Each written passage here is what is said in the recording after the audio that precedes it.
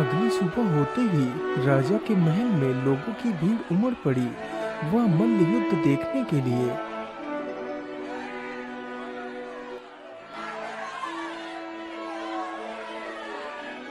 महाराज, सारी तैयारियां हो चुकी है, अब बस आपके आदेश की देरी है। सभी तैयारी हो चुकी है, आप सभी लोग दिल थाम कर बैठिए। ये रोमांचक मुकाबला शुरू होने वाला है। ये मजा आएगा युद्ध देखकर। महावत, हाथी को जंजीरों से खोल दिया जाए। राजा का आदेश होते ही महावत जंजीरों को खोल देता है।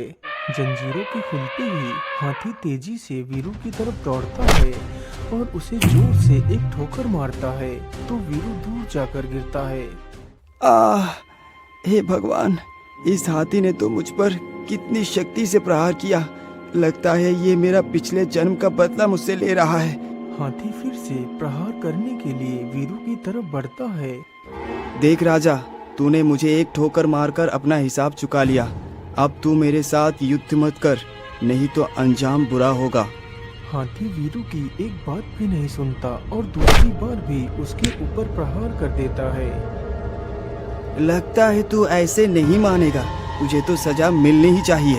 इतना बोल वीरू ने हाथी की सूंड को पकड़ लिया और उसे पूरे मैदान की ओर गोल गोल घुमाकर फेंक दिया तो वह उड़ता हुआ चला गया।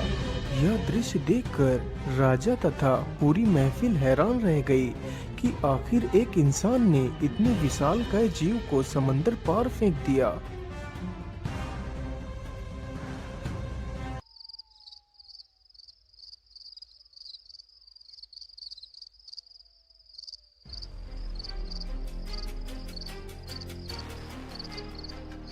आखिर इतनी शक्ति उस साधारण वीरू के अंदर कहां से आ गई?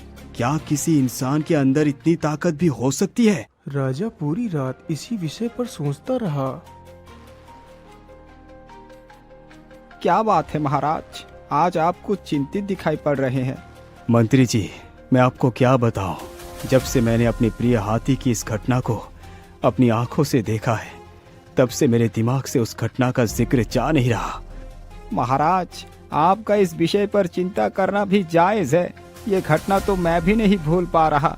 आखिर एक इंसान हाथी जैसे विशालकाय जीव को गेंद की तरह उछाल कर फेंक दे, ऐसा तो मैं अपने संपूर्ण जीवन में देखना तो दूर, कभी सुना भी नहीं था। वैसे मंत्री जी, वो युवक तो वाकई कितना बहादुर है।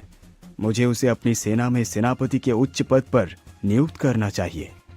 महाराज, ये गलती आप भूल कर भी मत करना, नहीं तो अनर्थ हो जाएगा। लेकिन मंत्री जी, ऐसे वीर पुरुष का स्थान इससे अच्छा और क्या हो सकता है? आखिर इसमें गलत क्या है? महाराज, आप जरा विचार कीजिए, इतना वीर शक्तिशाली पुरुष आपकी सेना का सेनापति बनेगा। यदि कभी उसके मन में कोई लालच उत्पन्न हुआ तो वो आपको पराजित कर स्वयं ही इस राज्य का राजा बन सकता है। हाँ मंत्री